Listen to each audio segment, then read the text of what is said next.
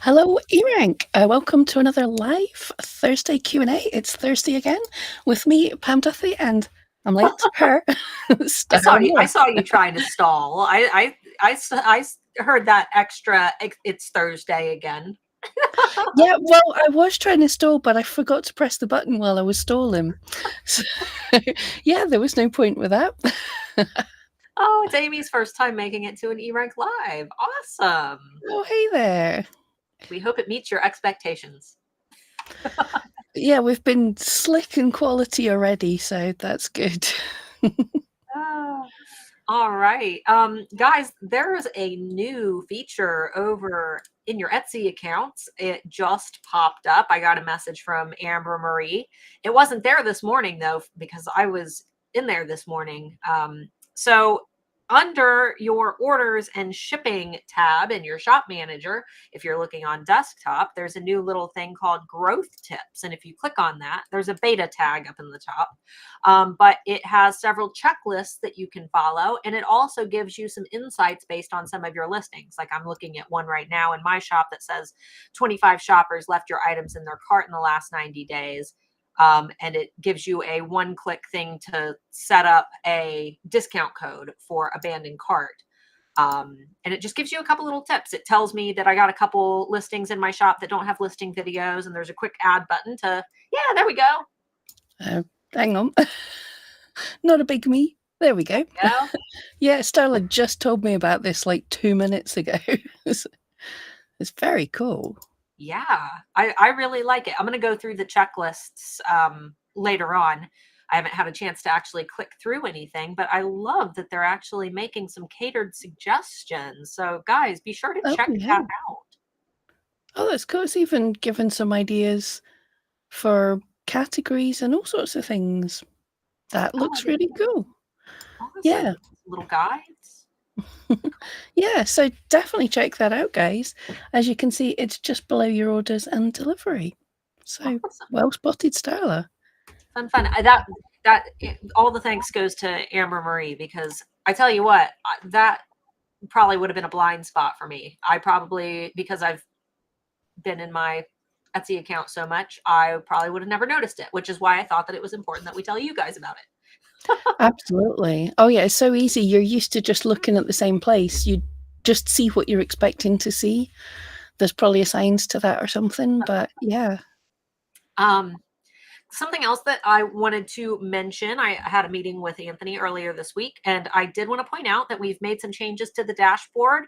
However, we've had a couple complaints, not very many, but there have been a couple. I just want to make everybody aware that the dashboard, the way that it looks right now, is going to change. Right now, we're just working out some bugs with some new things. We've got a couple things that we're going to be adding to the dashboard. So if things look a little bit wonky right now, just keep in mind that we are going to be changing some stuff.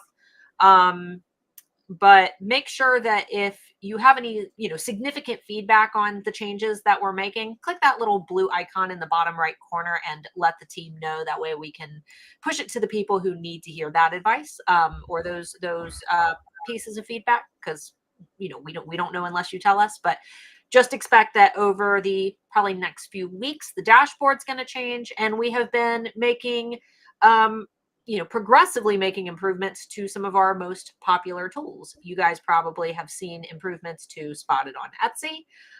What else did we just change? Oh, don't ask me to remember stuff, but Spotted on Etsy has been the big one if you guys haven't checked that out.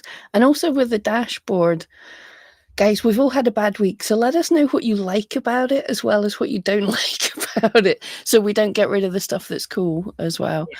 But yeah, it's been a week. I think it was Tuesday we were on a call with Anthony, and he said Happy Friday, and we were just like, I was totally, is it Friday? Is it? And then I had to look at my phone and go, no, it's actually only Tuesday.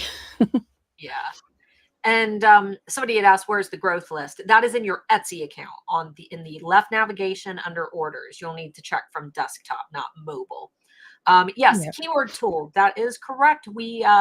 So in the keyword tool, something that kind of irked me, and I'm sure irked a lot of people was that when you scrolled down, you didn't get that big list of related searches, which is what I personally found most valuable. You had to go in and click top tabs to get that nice big list of almost like suggestions. That's where I find the best keywords is I'll type in, wall Yeah. art. And then you go down to those related searches, and then you find out, like right now, I'm seeing that moss wall art is Is that back again? Oh, cool. it is, and the competition is so low. So anybody who makes moss wall art, be aware. That's really interesting. But regardless, we put that back. It's now you don't got to go hunting for it anymore. Um, yeah, moss wall art. That's a good keyword. I'm gonna actually save that keyword. And I have a list in my keyword list called sweet spot. And anytime I see a little trend pop up like that, I stick it in the sweet spot list. Yeah, that's so much better. Yeah. The related searches was always what I looked for as well. That's the most important thing, right? I think so. But yeah, cool. So everybody, moss wall art. Was that not that was like 5 years ago? I'm trying to remember. It was people like Threadbanger on YouTube were always doing moss wall art. Really? Or trying to. Yeah, it never worked. I've So been if you seeing can do moss rugs a lot that look like and what was it Jan came up with in Amazon? It's recycled plastic straw rugs. oh, that's interesting. And they're really it is a thing, and they're really quite cool. But yeah, we were both looking going, "What on earth?" So if it's in it might come over to the Etsy, who knows? Yeah, and I just did on my channel on Tuesday, I did a 2024 trends prediction video. And we saw that axolotl shirts for some reason were skyrocketing. And apparently the Girl Scouts here in, the US, I guess their little mascot right now for Girl Scout cookie season is an axolotl. Oh, cute. So I had no idea that the axolotls were so trendy all of a sudden. But that video is on my Yeah, channel. that's one that was a few years ago as well. The trends are sort of coming around so much faster now. And That's capybaras. yes, they are so cute. Yeah. They are giant guinea pigs. I love them. Mhm. All right. Well, guys, we did have a question from Jessica, who is actually our eRank TikTok star. If you guys didn't know, we do have a TikTok account. We don't have a lot of followers though, so go over there and make sure that you give Jessica some love because she works her butt off to make our TikTok account look super rad. She does a bunch of different videos. To find that, you have to search eRank app. Somebody already had eRank, completely unaffiliated. So Yeah, search. I've popped the link as well. I already Oh, had it. awesome. I was Perfect. pleased with that one. Perfect. So go follow us on TikTok and give Jessica some love for the videos that she creates over there. But she had asked, I had this idea today and wanted to hear your thoughts. I have a repeat customer who said that she referred me to her friends for purchasing the same type of item from me. Am I able to do something like a referral coupon where I could offer her a coupon code discount if I get, say, 5 orders where the buyer mentions her in the notes? Couldn't find something in Etsy's policies for a yes or no. I feel like it might run into a cheating or bribing for sales. I already included discount code on the packaging slips for orders. Honestly, Jessica, I feel like if you were to put it in your orders, as a little printed thing, because you said that you already included discount code on the packaging slips. If you made it like a fun, almost like when you go to the coffee shop and they punch your little punch card and then you get your free coffee at the end, I don't see it as being much different than that, as long as you're able to keep track of it on your end. Yeah, I saw this earlier and I've had a think and I've had a dig about, and I don't see any policies that it's against because Yeah. you're not shilling. These are people who are going to buy anyway, and you're not dodging fees, which are the big things. So that's not really. The only things that I could think of is if you're basically this one person's bought from you and she's told her friends to come and buy from you. So you want to find a way to track when they come through her. I personally wouldn't have someone put in a code that gets them nothing, if you know what I mean, into the personalizations. If you say, oh, here, put in my code and I get something, but you get nothing, is asking customers to do something extra. What I would possibly do is either use something like a link shortener or a QR code or something from somewhere that you can track, and just give that link to your customer and for them to pass it out to their friends. And if they come to you through that, then you'd be able to track it through your link shortener place. Make sure it's a place that lets you track your shortened links. I think Bitly still does for the free membership. You can customize the back end, and you used to be able through Bitly to see analytics and clicks for. Let me double check though. I haven't used them. Sad to admit, I'm only thinking of this because I used to use Google Link Shortener that had all of this, and then they took it away. So I'm not sure what everything else has, but yeah, that'd be cool if it's something. And then that way the customer has an easy link to come to you. You're only using that link for that one person, so you know when they've made the correct amount of sales that you can give them whatever you plan to give them. Yeah. I'm not sure what now they want you to have a password to. So I'm not sure. But you would. Brian's saying the Bitly analytics are now only in the paid account. Have a look and see if this is only for a limited time. See if there's a link shortener place that lets you have a free trial, or something like that. Yeah. I mean, if it's somebody that you recognize, I mean, I wouldn't ask them to do anything extra. Maybe you could just put something in your message to them, like your thank you message after they place their order, letting them know that you've got a refer a friend program, especially if they've already kind of inquired about it. Say that you've got a refer a friend program, because it's clear that you probably already recognize their name. And then you might just want to keep track of things. Well, I guess that you'd have to know who their friends are though. So that's, I've got that all backwards now. Unless you gave her a coupon code to give to them, like maybe they get a slight discount, and then you'll know. You could even make the coupon code her name. That might be absolutely. A coupon, giving people codes only works if the people that are filling it in get something for it.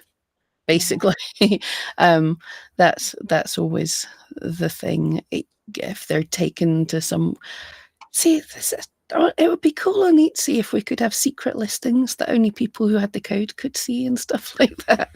But that would have been real useful when I did my my jewelry launches, and I wanted to launch a day early to my VIPs. I just made a weird thumbnail as the cover photo where they couldn't see the item, but if you click it, then you could see the item. Yeah, but that just makes it worse. I remember, this is marketing basic, but I remember I used to help my friend with his club, and we used to go to gigs and things to flyer for his club. And if you handed the flyer the right way up that showed them the club, people would just take the flyer and drop it on the floor. If you handed it upside down so you only saw the blank piece of paper, people would keep hold of it, turn it over and go, oh, that's interesting. So I bet that's kind of the same. If you make a listing that's just like, don't click this isn't for you, look, here's a blank picture, I would totally click that. Oh yeah, absolutely. You gotta like, I saw a really great TikTok video where the guy went up to the car and he's like, do you want to see a magic trick? And he handed the flyer through the car and the person took it. And then he just said, thanks, and walked away. Yeah. All right, guys, we've only got one question in the chat from Christine. So make sure that you pop some questions in here. Otherwise, we're going to have nothing to talk about. I did want to acknowledge Bonnie, who said, Starla, thanks so much for all your free stuff. You're very welcome. Gotta thank Pam too, though, because we dedicate an hour every single Thursday to hang out for you guys, and it's a lot later where Pam's at than it is where I am. So I don't sleep. I don't sleep at sensible people times. All right, Christine, she asked, does anyone do local pickup through Etsy? I'm sure plenty of people do. It seems crazy to mail a 20 by 20 wreath to my neighbors, but if I sell it to her through Etsy so I don't ship it, she can't write a review on Etsy. You can't write a review after She, local? yeah, she can write a review. The thing with local pickup usually is, well, I don't know about in America, but in the UK we don't have an option for local pickup or other. We have to pick a shipping profile. I The only thing I can sort of think of, it's kind of allowed. If you made your listing a digital download and they actually downloaded a digital thing that said, I'm coming round to your house to drop off your wreath, then that skips the shipping issue. I will have to check if that's okay with Etsy, but I don't see why not. So yeah, that's a possibility. But yeah, I'm not sure. Your shipping profiles are a bit different than ours, but ours, we have to pick a shipping carrier just now, as far as I know. And you have to use Etsy labels or tracking, and you don't have Etsy labels or tracking if you're dropping it off. Yeah. But Yeah, I think it's worth it though, because you're saving yourself money. It's going to save them money on shipping. It's probably going to save time. So, I mean, yeah, I, let us know in the chat, guys, if anyone actually does local pickup. It's not something I've done. Chad said that local pickup doesn't count for Star Seller, which I didn't know that. Mhm. Yeah, it's because you can't Star Seller. You need to use Etsy labels or have Got it. tracking, and That's you right. can't have. So yeah, they need to sort that out. It definitely, you used to be able to do stuff, but I don't think you can. I think they closed the loopholes. All right. Does eRank give the ability to see the top 100 this year for your category? Okay, wait. The top 100 what? Sellers, items, keywords? For now, we can see the top 100 from the year the shop started, but not for this year's current top 100. Yeah, I think that was something Anthony talked about maybe looking into, but we can't at the minute. Not the top 100 in your category of all shops, regardless of when they opened, the top 100 this year. That's too many words to try and explain something. But you can see like the top 100 in your category that opened the same year as you, or that opened this year, or any specific year. Yeah, they said Um, sellers. Top yeah, 100 sellers. yeah. Got it. Oh, Jane had a question from Facebook. Oh, I haven't even been. We never get questions over on Facebook I anymore. know, it's such a surprise. All right, you read that one then. Yep. Hi, Pam and Starla. Hi. How do you get back to the dashboard on eRank after going into other areas on eRank? I seem to have to keep pressing back as I can't find the shortcut. Pam is going to demonstrate for I'm us. going to attempt to demonstrate. I wish there was a quicker way to do this. I mean, on BeLive, not eRank. Yeah, so anytime you're on eRank and you want to, it is get back to the dashboard, want to get back to the dashboard, just hit the eRank. Bet you my computer's going dead slow today and it'll take forever, but just hit eRank on your top left-hand corner and that will always take you back to the dashboard. There we go. It's like that on most websites. If you click the logo in the top left corner, it'll take you to whatever their home page is. Yeah, I think so. Yeah, we did used to have a dashboard button, but it was right next to the logo, so it seemed a bit redundant. But yeah, so that's nice and easy. And we have another one from Jane. Any chance that a keyword list that's monitored can be bigger than 20 keywords? I think keyword lists. I thought that I'm was trying to. dependent on plan size. Because I think so. Yeah. I have 50 keywords for mine, and I'm a Cool. Yeah, I was just going to check that. Yeah, it's definitely you can get more. We have the pro account, and you can get more. See if I can find the plans page, and then we can see. while you're pulling that up, David had said, is it normal for Etsy not to allow customers to rate the product for up to a month after receiving their purchase, or is it because my store is new? It's not because your store is new. It's usually after whatever the expected delivery date that should be calculated based on how long you've set your processing, and then obviously after it ships and how long Etsy's going to estimate that it should arrive, and sometimes it arrives way before that. So, and sometimes if you're really unlucky, it will arrive after that date, and they'll be prompted to leave a review, and they won't have an item to review, which that is the worst. Yeah, absolutely. So yeah, it's not you, it's Etsy, basically. Yeah, I couldn't find anything in the plans, but definitely we get a little bit more depending on your. I think it's expert has more. Yeah, 50 for pro, and then I believe it is 20 for basic. I'm not sure about expert offhand. Oh, 100. You can have 25 for basic, 50 for pro, 100 for expert. Oh, there you go. Cool. All right. Let me see back here.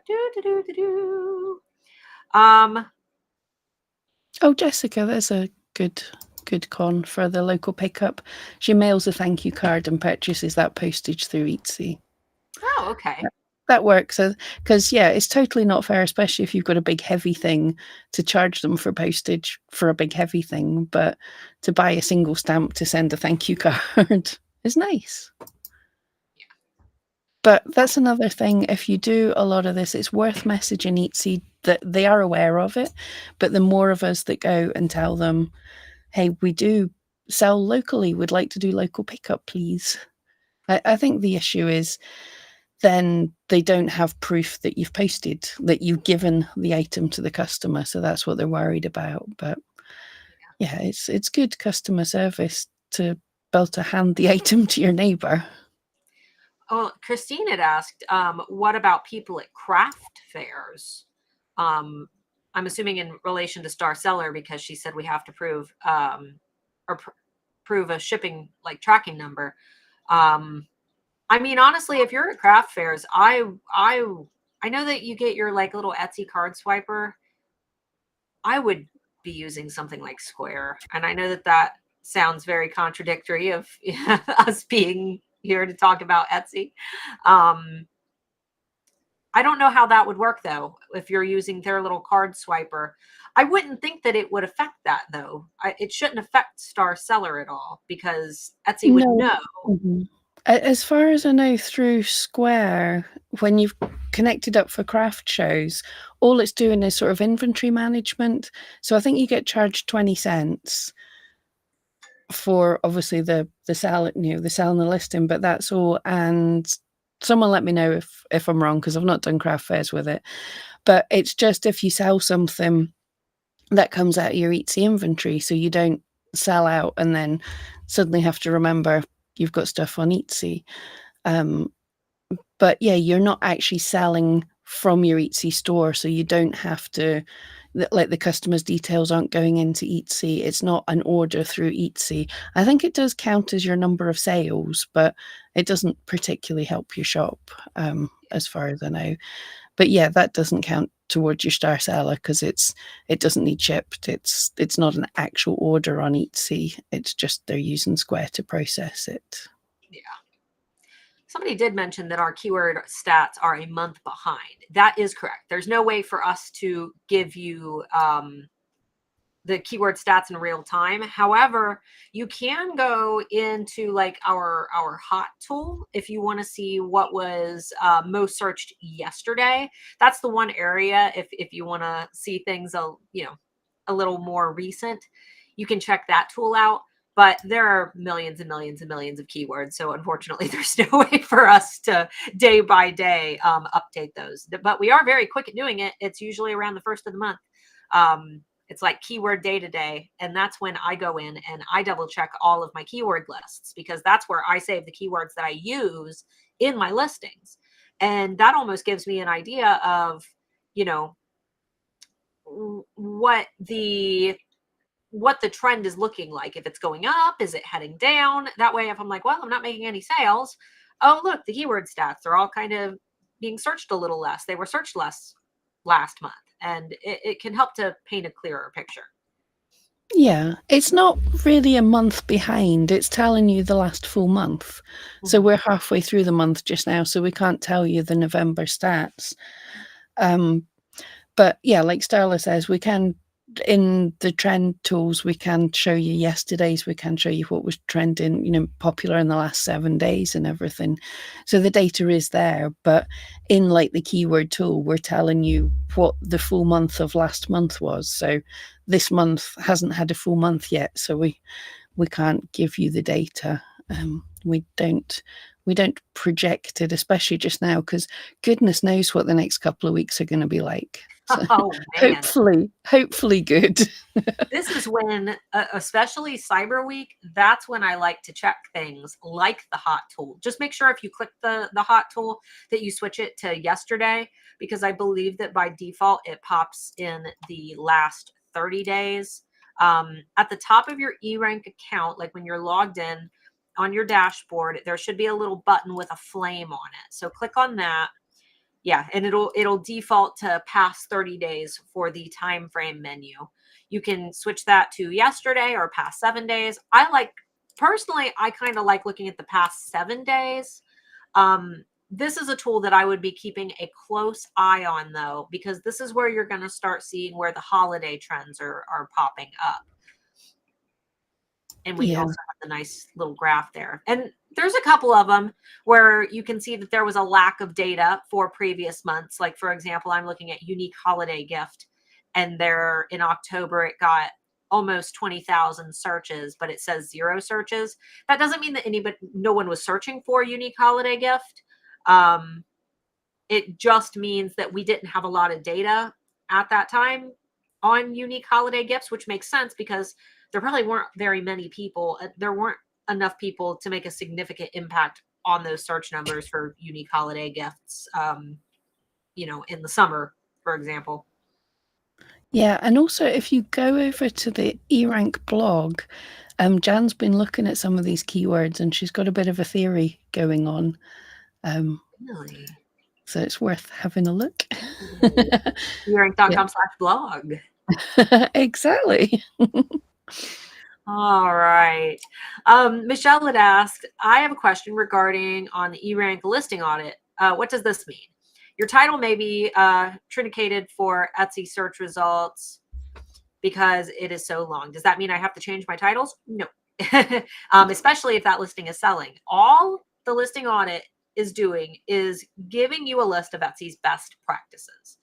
Etsy tells us that our titles should be short, descriptive, and written for humans. The algorithm really doesn't seem to care either way. I'm currently experimenting with both in my new shop. Algorithm does not seem to care. But customers sometimes will see those big, long titles, and it's almost like when you're shopping on eBay and it's just a big, long, nonsensical title. It gives you that kind of icky association with a cheap knockoff brand, where if you go to like Tiffany & Co.'s website, everything has a very clean, short, descriptive title. And that's all Etsy is telling you. But in terms of the algorithm, doesn't really mean a whole lot. My suggestion is to look at the listings that aren't performing well in the listing audit. And if they're not performing well, maybe take some of those suggestions to heart. But if that listing is already doing well, don't touch it. Yeah. There's the magic phrases. Those are suggestions. the listing audit, like Starla says, is based on Etsy best practices. There should be links so you can go and have a look at what Etsy says about these things. But I think important for everybody, when you get suggestions on the listing audit, the thing is, it's not saying change this immediately, it's saying think about this. So if you look and you say, my title's working, absolutely fine. You can just say to yourself, okay, I've thought about this. I don't need it in this case, because there's a whole lot of things. Best practices are like an average for everything. They're not a, if you do this, you'll get sales. It's on average what is working for the majority of shops kind of thing. But your shop, your listings, your customers are different. What Starla's doing, I'm doing as well. I've been doing all the time since Etsy said short titles. Play around with short titles, play around with long titles. If you're not able to rank in search for some keywords, try shorter titles, see if it happens. If you're ranking really good, but you're not getting enough views, try longer titles with more keywords in them. If you're not having a good conversion rate or a click-through rate, look at making your titles more readable for humans. Play around with everything. Yeah. And, when it comes to that listing audit, don't see that grade like a grade in school. Bad grade doesn't equal you're a failure. Just it means that there might be some improvements. And somebody had asked listing audit where. That is going to be in the listings tab. Yep. Hang on. Oh, We've got so many tools now. yeah. So listing audit, you'll have to go to listings, your active listings, or any of these bits, but active listings. And then you'll be able to hit you can see, hopefully you can see there's a grade beside my listings here. That's your audited grade. But as Starla says, the idea isn't to go, oh, I've got to make everything an A. What I would look at and do is, okay, this little guy's a C. It's not really had many sales and it's got a few SEO tips. So this is maybe one I could go into and improve. So you click the listing audit button and it'll take you to that listing and it shows you, it's a B. So it's, yeah, my computer's running slow. So it gives you some of these ideas of what you can do, what you can think about. So as it says here, this listing sold, be careful. And then you look at the tips and it's saying, here is things you can improve. So it's telling me my listing contains several single word tags. That is absolutely something I should be improving on. The title may be truncated in search. And as it says, that's okay. But have a look at it. So there are things for, is this important? Is this something you can improve on? And in some cases, I'm like, yep, that's something I can improve on. And other cases, that doesn't matter. That's working for me. Other things, I can't remember if we do tips for, like, if you've got less than 10 photos. I think it's just if you've got less than 5. But if a tip came up and says you have less photos than necessary, then you could look and say, look, it's a digital item. There's only so many ways I can show it. Doesn't need more than that, So just decide Yeah, that Christine way. had said listing audit is missing. No, it's you won't find it in the menu. You have to go into active listings. Under your listings tab, go to active listings, and then it'll show all of your listings, because you have to do specific listing audits on an active listing. So that basically means that if you go, there's no way to just go to an active listings tool. You have to already have a listing in mind, and then you can click, there's a little button that says listing audit on that list of listings. So that's where you'll find it. Yeah, the listing audit's cool, but don't take it as like gospel. It's not bring everything up to an A and sales will come rolling in. It's just a helper to say, here's some things you might want to think about and Exactly. experiment with. That's me and Starla like doing the science. All right, let's see. If a keyword is popular in a certain country, but not in the country you're based in, is it worthwhile targeting this? I ship worldwide, but unsure if buyers prefer local sellers. It's totally worth targeting it. Especially if a lot of people are searching for that thing and you're willing to ship there. Absolutely worth it. And in terms of, if customers care where their products are coming from, we've actually got a great article that we created where we did a survey of 1,000 Etsy buyers. Let me go ahead and pull up the link for that for you. Some buyers have some concerns about international shipping, but it's typically related to the time it's going to take the item to get there. But for the most part, it's not, they don't care as much as you would think.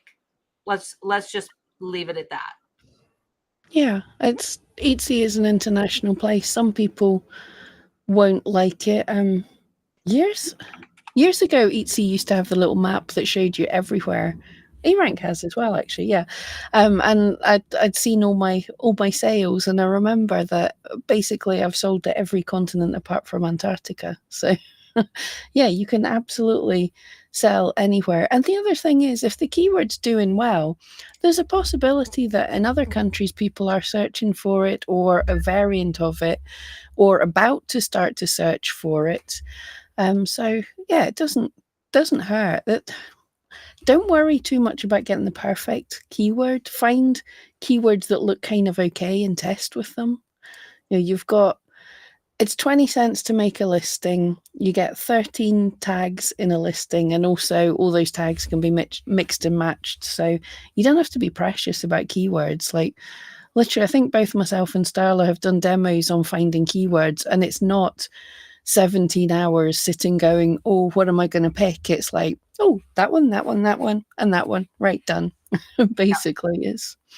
Yeah. And then, it really, you're never going to know. I mean, the keyword could look like the best keyword in the world, but you're never going to know. You're never going to know until you test it. And it's going to take testing it for about 3 months to really see how it does. So don't spend 6 hours doing it. Just get some keywords in there and keep track of them and monitor them and see their progress. And if 3 months later you're like, well, this didn't really work, well, then experiment again. And I mean, really, that is the process of SEO. And anybody, I know that there's a lot of like people who sell services on like Fiverr where they're like, I promise to get you on page 1 of Etsy. You can't promise that. That's not how ranking on Etsy works. Well, it's not true. If you did your whoop-de wooda tag, true. You could absolutely get people on the front page with nonsense. But absolutely, we can't guarantee it with like decent keywords, because part of the thing that helps you rank is how customers interact once they see your listing in search. And in fact, how the Etsy algorithm thinks people are going to interact when they see your listing. So those are things that we can't SEO for. It's science and a little bit of magic. You make the best listing you can, you float it out there into the world, and then you go away and get on with the next thing. It's difficult, but you've got to try and not be precious about every single listing and keyword and stuff. Yeah, and tomorrow, I'm going to be doing almost like a mini webinar over on my channel at noon Eastern, and I'm going to be basically breaking down the factors that contribute to your rank and where you show up in search, and the things that basically everything that is in between the customers and your item, the things that we know about. Etsy's also got a couple things that we don't know about because Etsy can't tell us everything, right? Otherwise, people can game the system and cheat. But everything that we know about that in between customers and item, I'm going to be talking about that and breaking it down in a for newbies format tomorrow. So feel free to join in on that if that part still confuses you or confuses. Cool. But I can give you the biggest secret right now. Make cool items that people want to buy. That's the secret to ranking. There's a lot of other things, but that's the most important thing.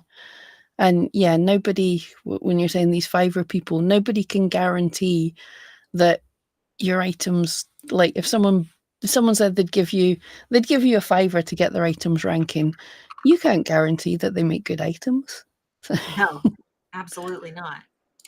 How can we register to watch that? No registration. You just come to my channel at the time. Here's the link. There's a little set a reminder button on there.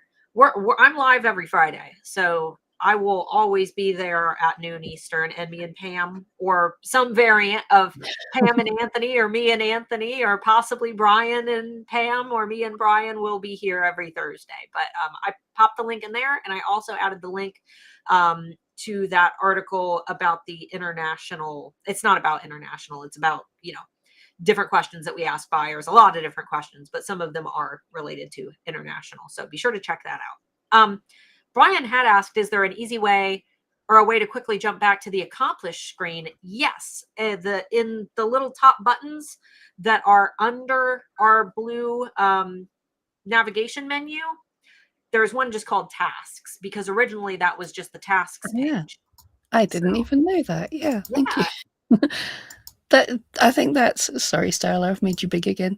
I think that's a great example of what we just said about looking at stuff and seeing stuff all the time. So there we go, tasks. I always just typed accomplish. Good question, Brian. Yeah, so we've been looking at this page forever, and I didn't know you did that.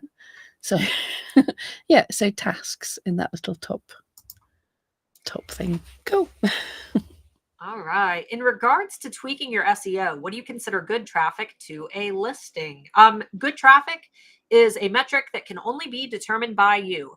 If you have never made a sale before, but you have one listing that gets lots of views, well, that's your best listing. So maybe that's the one you don't want to touch, because if it's getting a lot of views, they're finding it. maybe the price is the problem, or maybe the photo is the problem. But the SEO for that one, you could probably leave it alone. Now, if you have a bunch of listings that are selling, and that listing that's getting lots of views isn't selling, well, that's not necessarily an indicator that your SEO is good. Maybe that people are finding that listing because your other listings are bringing them to your shop, and byproduct of that is that they're finding that listing in your shop, but something else is keeping them from completing their purchase, again, like pricing, or maybe you don't have good photos. But really, you have to look at what is getting the most attention, and attention is going to be defined usually by the age of your shop or your experience level. Our brand new shop that we just started, I kept telling Michelle, who is my she's co-owner of the shop with me, we are officially licensing to sell merch from different authors. So that's really, really cool. But I told her, we just need one listing to take off. Just one. And over the weekend, we had one listing for an ornament take off. And now that listing is selling every day, and we're up to 20 sales. Whereas at the start of the weekend, we had 9, all because of this one ornament. So now I'm sitting here looking at that ornament listing, and I realized that its thumbnail was different than the other ornaments that we have for the same book series.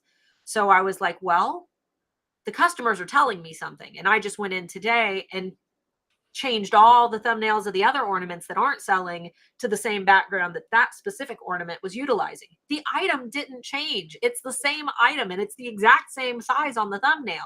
The only thing that was different was how I had it hanging. I had the other pictures of the ornaments, they were laying flat on a piece of wood with some kind of holiday things laying around. And the one that was selling, I had my husband holding it up, and there was some Christmassy stuff kind of blurred in the background. For some reason, people liked the one where he was holding the ornament up, not laying flat. It's Mark's hands. Who can? It is. Clearly, his hands. It's dangling. But sometimes it's that easy. I know that sounds too easy to be true. Sometimes it's that simple, that because the ornament is glass and you can see through it. I think the fact that I had a bunch of props in the background and you could see through the glass and see the props in the background is what made people really see that it is a clear ornament. And I think that that's what stood out to them.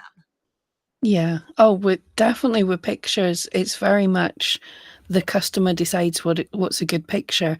I've had so many people come to me and say, what's wrong? My pictures are great. Well, if they're not getting traction and everything else is right, your pictures aren't great. And I've got some listings that have done well for years, and I hate the pictures. Like I know how to take pictures. These are bad. The highlights are blown out. They're awful. But hey, it's selling. But I just seeing as this is a day where we're jumping into tools, I wanted to jump into a tool again. It's such a pain. Right, there we go. So if you go into your active listings again, we've got this, you see on the right-hand side, we've got visibility score. Now, this is not something that says your item is going to be visible on Etsy. This is the average daily views it's already had compared to other listings' average daily views. So if you want to know which of your listings are doing well, so what ones have good views, all you have to do is you're comparing for your own shop. So if you can see this little bit of the screen that I'm showing that's come up here, is actually luckily a great example. So I would look and say, well, roughly somewhere about 50-60% is about an average for me. A visibility of 60% is about an average for me. So any of my listings that are in the 90s, 70s, 80s, they are doing well for views. So there's something good about them. And any of my listings that are lower, this guy's got a 9% visibility score. So there's a really quick way to look and say, that's not good traffic to that listing in my shop. It might, the amount of views that has might be massive compared to somebody else's. It might be my high ones might be really low compared to other people's, but for me, that's the listing I can work on because it's got a low enough grade, it's got a good number of SEO tips, and the visibility is low, so I ain't going to break nothing. So that's good. That's not good traffic to my listing. The one that's saying 94%, that's good traffic for my shop, so I wouldn't touch that one. But just be aware, once you've made changes, that visibility is only going to go up over time as you get more views. It's not going to go up because you've made changes. But yeah, that's under listings, active listings again. That's how I decide what's good traffic, pretty much. Yeah, and there's other factors of influence as well. I'm looking at my visibility scores now because you've inspired me. And I've noticed that even for items in my shop that haven't yet sold, visibility scores related to characters that are more popular in the book series that I have, I have license for. I have to keep repeating that for new people that way. Absolutely. But for characters that are more popular in the series, my visibility score is higher, even if those products haven't sold. For the characters that are a little less popular and a little, less known in the book series, my visibility scores are lower. And I don't think that I could make them any better because I think that we also need to remember that not every item is going to be a bestseller. And I think that that's something that a lot of sellers assume that I've got this listing that's doing really well. All my other listings should be doing really well. And that's just not really how it works. Typically, you'll have 1, 2, 3 items that do really well and they bring in a lot of money and they almost serve as the listings that bring people into your shop. The other items, they might sell a little less. And obviously, if you've got more items, you have more opportunities to have a couple more bestsellers, but just don't have that expectation that everything is going to do awesome because sometimes you're going to have some stinkers. Yeah, and that's not a bad thing. It doesn't hurt your shop to have some listings that aren't doing great because they're not getting seen, so Etsy's getting no good or bad metrics about them. But even if an eRank, you can go to the top sellers and have a look. I think you need a paid account for that. But you can go to the top sellers and have a look at their shops, and you'll see that even they have a minority of their listings are doing the majority of the sales. And it's not a bad thing at all. They're the things that bring people into their shops. And every now and again, people will then go into their shop and buy something else. But yeah, it's going to be 1 or 2 of your listings. So that's what we always say is go in and find those ones that are doing absolutely nothing for you and work on them until they start to become better. Don't touch your top ones. Even if you're not making sales yet, don't touch your top ones. Work on your rubbish ones, make new ones, and then everything will start to climb up.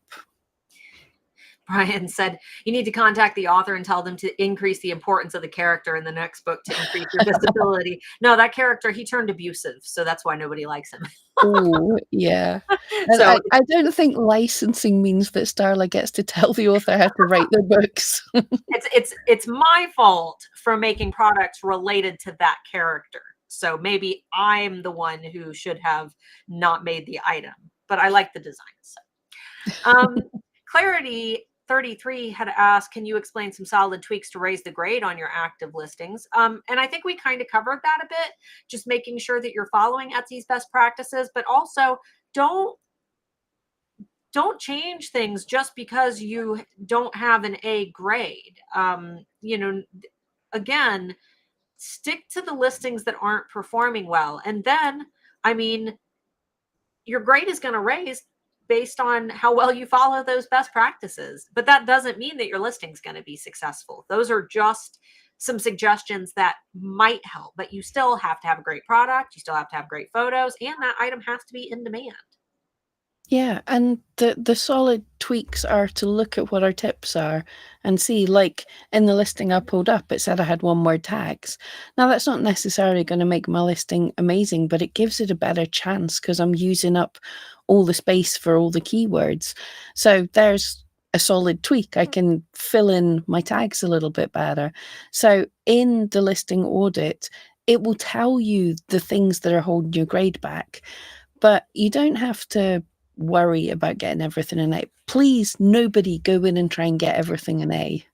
Oh, yeah. And don't go change everything at once. If I'm making SEO changes, I do like one and then I let it sit for a few weeks and I keep an eye on it. And then if my changes helped, well, maybe I make similar changes to another listing. But if I made a bunch of changes all at once and they were all bad changes, then all of those listings were going to hurt. So this isn't really the best time to be going in and changing a bunch of things anyway, this close to the holidays, unless your listings are just doing super, like no traffic at all.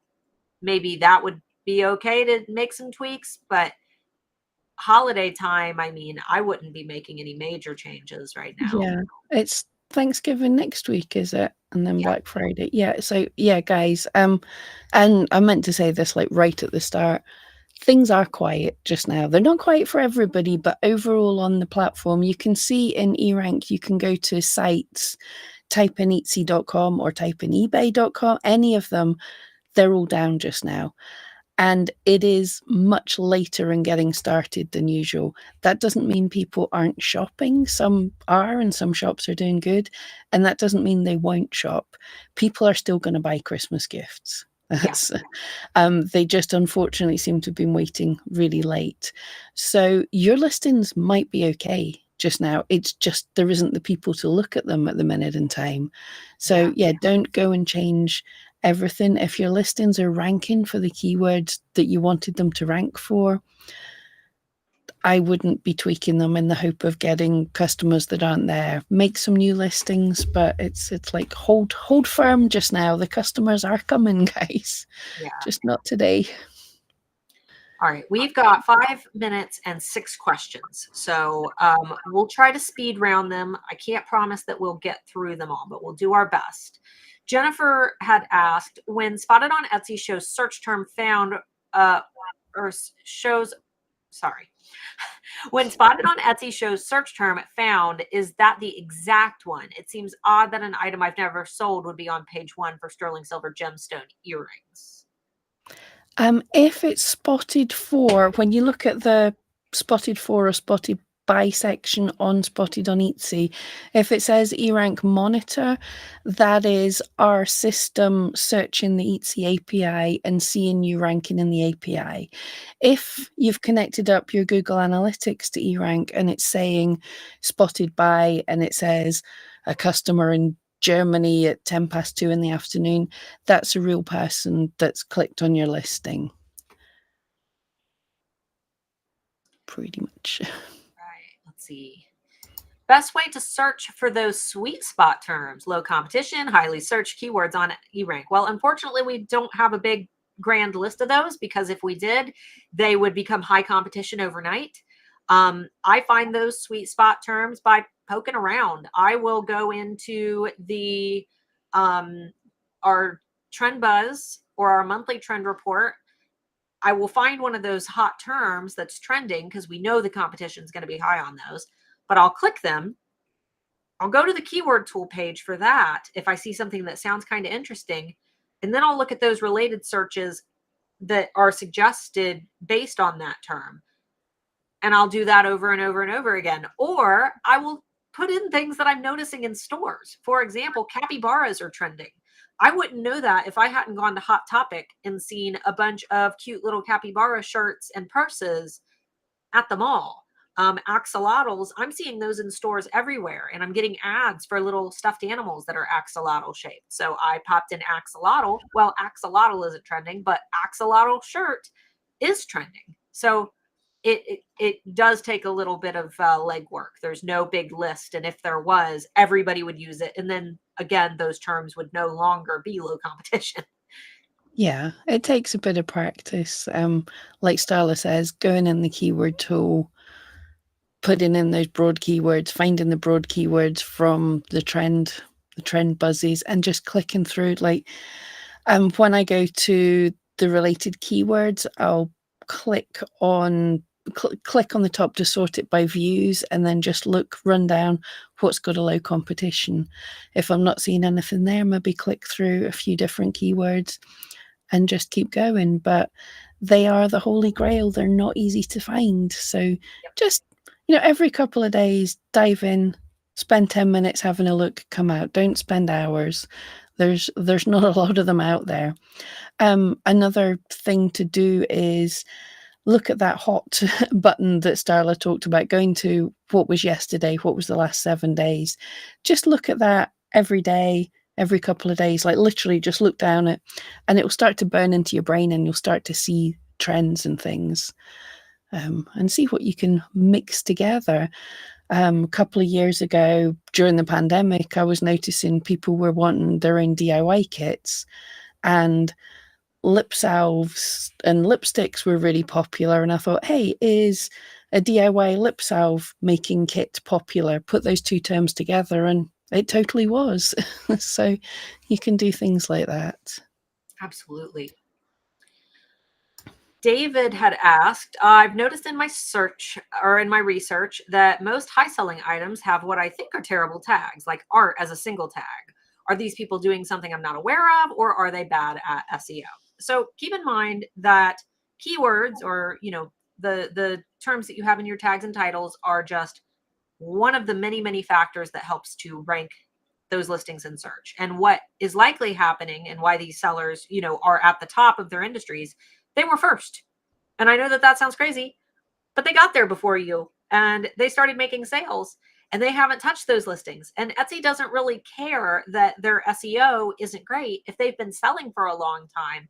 Etsy is taking what little bit of information that they have about that listing, which is, those few keywords that they're utilizing, and they've been able to paint a clear picture based on how customers have interacted with that listing, how many customers have purchased it, how many customers have left reviews for that listing. It sent positive signals to Etsy, and Etsy doesn't really care that the SEO isn't great. If Etsy can figure out what it is that they're selling, they're going to be able to get them in related search results for that particular item. But does that mean that you can't compete? No. New listings, brand new listings, when you list something new in your shop, they get a boost in search, which means that during that time, your goal as a seller should be to get activity to that listing. And this is why I'm such a fan of social media, because when I list something new in our brand new little baby shop, I immediately talk about it. I immediately start posting about it. That way I can show Etsy, hey, people are interested in this. Maybe they're not finding it in search, but maybe they're coming from my Instagram and they're purchasing it. And that is then helping that listing to boop, boop, boop, boop, boop, boost its rank a little bit. Yeah. Basically, thinking of these high selling items, if you think about actors, those high selling items are Jason Momoa. You're not Jason Momoa. Now, if you were both going for a role and you were both handing in your CV, your resume, bet you your resume would look a lot better than Jason Momoa's. You would spend time making everything look amazing, making sure everything was in the right place. Whereas Jason Momoa probably wouldn't even have to hand in his resume because people are like, "Yep, you're cool. On we go." And that's what it's like. These big guys, they're superstars. Whereas SEO is the thing that helps us start out to get seen and everything. It's a good little extra. If you're selling more than you need to sell, then you're probably not worrying that your tags are great. Well, we are at the 4 o'clock mark. Unfortunately, we didn't get to all of the questions. However, I did want to acknowledge the question, what does eRank and Etsy think of AI generated art? Because first, we can't speak on behalf of Etsy. We're not Etsy. And we can't speak on behalf of eRank because eRank is a company with, I think, over 40 employees, 30 something. We've got a few now, yeah. Pam can speak on behalf of Pam and Starla can speak on behalf of Starla, because David had said they don't have an issue with AI art, but I want to make sure that we're speaking on behalf of ourselves. And then the other person had said, went on Starla's Facebook group and asked that and got most of the answers. AI is theft, period. And I did see that post. We actually turned commenting off on it, which is why I'm acknowledging this. AI, if sourced for ethically, is okay. In my opinion, this is my opinion. Sourced ethically is the key word here. Because if you're using something like Midjourney, which I believe you are, what Midjourney is doing is it is taking art from lots of other artists and turning it into a Frankenstein piece of art that those artists did not consent to. All of those comments that you got in the group were legitimate from artists who have stated their opinions. The reason I didn't delete that thread and why we just turned commenting off was I think it's important to not just put your earmuffs on and not listen to the voices of the artists who are not just spending 20 minutes putting in prompts, but who are spending hours, who have spent years mastering a skill in order to create something that they have made by hand. And to have that piece of art chipped away at little bit by bit by bit in order to create something that is very similar to their piece that they did not consent to. So finding ethical sources to generate that art, and I believe, I don't want to say for sure, but I believe that Canva's newer in-house, their new in-house AI might be, because I would find it very hard to believe that Canva wouldn't source ethically, but they also have a DALL-E app like extension in their app center, which I believe that DALL-E does just pull random images from the internet. Regardless, we have to remember that this is the livelihood of artists. I think that AI has its place in the world. I use it. I use AI as an author. If I can't think of what I want my book character to look like, and I kind of have an idea of what I want them to be wearing, or, sometimes I want to see their face. Sometimes I want, as an author, I'm a science fiction author, sometimes I want to get to know that character. And I've been finding myself on Canva a lot using their new AI program to create what I think my characters might look like. And I'm not selling anything about them. I'm just doing it for me so that I can get a clearer picture of what my characters might look like. And I enjoy looking at AI art related to book characters. And I think it's fun to play with. But we have to remember that AI is taking away from humans. And I saw a really profound post on Facebook a few days ago. It was this beautiful, crazy carved watermelon art. But the caption on that, it said something like, this is fake. This is AI generated. The problem with things like this, or you guys have seen the big, crazy crocheted animal AI things on Facebook, or big, crazy crafts. The problem is when we can't differentiate what is real from what is fake. And I can tell what's fake, and some of you can tell what's fake, but I'm sure that we all also have, I've got my grandma on Facebook who she can't tell what's fake. Now, if we have the very best watermelon carver in the world, maybe they have spent years perfecting their skill, and they post their actual hand carved watermelon, people will look at that and say, so what? That's not as good as some of the ones I've seen, because they can't differentiate what is real from what is fake. This is where harm in AI starts coming in, because humans cannot meet the expectations of what a machine can generate when it comes to things like the world's biggest crocheted elephant. You know, we have to remember what AI is, the speed in which it is accelerating, and what the future will look like. So, my opinion on AI art on Etsy is that it has a place. It needs to be marketed for what it is. You should not lie and say that you painted it, or advertise it in a way that makes it seem like you painted it. And you should source it ethically. Midjourney is not sourced ethically. So I would attempt to work only with AI software that, if you intend to sell, if you're just doing it for fun and you're never going to share it anywhere, you know, what you do is what you do. But if you're planning to sell it, I would make an effort to source from people who have consented to have their art utilized in that way. Yeah, cool. I agree with that, and I kind of don't. Yeah. I have a slightly different opinion, which is cool because, like, we all do, and there is no right and wrong answer just now. At the minute in time, there are some court cases happening to do with AI, Mhm. and we won't know what's going on till those are settled. And then once they're settled in court, we'll have a better idea. But one thing that pops into my mind, I can't remember who it was that quoted it, but when the first baby types of photography came out, an artist looked and said, I'm seeing the death of art. Mhm. And that hasn't been the case. But artists have had to adapt. I mean, there's kind of no point painting an absolutely photorealistic landscape that someone can photograph, but artists can do something different. And I very much feel the same with AI. Like, AI is producing beautiful images, it's producing really good text and everything. But once you've seen a few of them, it's actually quite samey. Um, It you is. can spot them. So we, as humans, we can do something different. Um, my kind of feeling depends on our understanding of how this has been created. Now, I think a lot of people think that AI is literally stealing art. It's like it's taking the art and cutting and pasting it into a Mhm. collage. And that's not my understanding of what's happening. But we've got to see what the court cases are. My But you've seen understanding, examples though where it will generate every once in a it while, does the do stars will similar, align. yeah. Yeah. But I think the point was supposed to have been is like, how do I know what a cat looks like to draw a cat?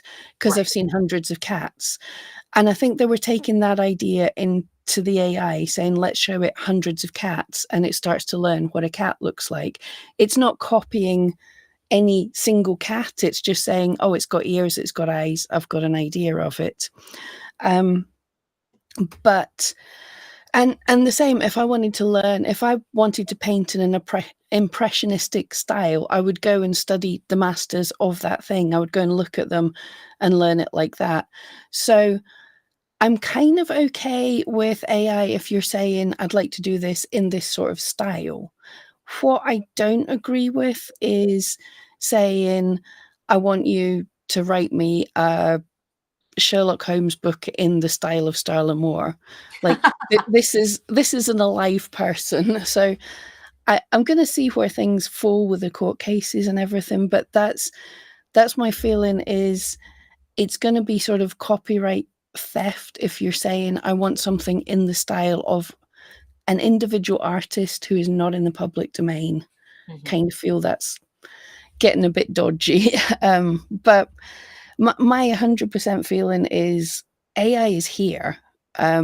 Stealing from Philip DeFranco, it's the least good version that it's ever going to be. It's only going to get better. And the court cases are going to answer what happens going forwards. Yeah. They can't, I don't, as Mark keeps saying, they've already opened the can of worms and the worms are crawling everywhere. It's going to be really hard to get all those worms back in the can. So I don't think that it's going to go anywhere. I think that if you are using things like Midjourney, you just have to be prepared for how others will react to it. And you got, I mean, I hate to say it, but you did get a taste of that. And if I would have seen it sooner, I would have intervened. I don't want you to think that I did read through the comments. I wanted to make sure that no bullying or anything took place, but I think it is important to understand how people feel. So again, if it's an industry that you're getting into, just be aware of what it's going to mean to be in that industry. Just like if you decided that you were only going to make shirts related to, political campaigns. Well, you have to expect that, the opposing side is they're going to be mean to you. And there are going to be mean people out there who are going to say mean things to you. So just be prepared for that. I'm not saying that it's right, but I'm saying it will happen because there are artists who are upset about it, which is why I tend to not talk about it very much. Because Yeah. I don't really want to touch the topic because I don't know. I'm on the side of what Pam said is we will see how the courts decide both here and there, because I mean, I know that we're talking about it here. Yeah. That's it. Things are going to change. I think one thing we've seen over the past 10 years or whatever is, and I'm not saying this about your work, whoever's saying it, or to anyone else, but the lower the effort that you can churn out things, there might be a little peak in what sales or money people can make out of these things to start with, but it's not a get rich quick thing. Because at the end of the day, that's one thing that these are going to do. Like, if I can do it now, if I want a t-shirt with a beautiful cat playing a saxophone in a steampunk style, I could go to an actual artist, I could go to an AI artist, or I could go to Midjourney myself. So I would cut out the middle one. I'd go to an artist, or I would go to Midjourney myself. If I want an AI image, and I know like prompts aren't easy, but we're all going to learn them. So yeah, it's everybody's going to learn how to do it pretty much. Yeah. And Woodcrafter in your pocket said, I do think that it should be disclosed that AI was used to create the art. I think that's a big ask. I I think think, that it don't you should have never. to?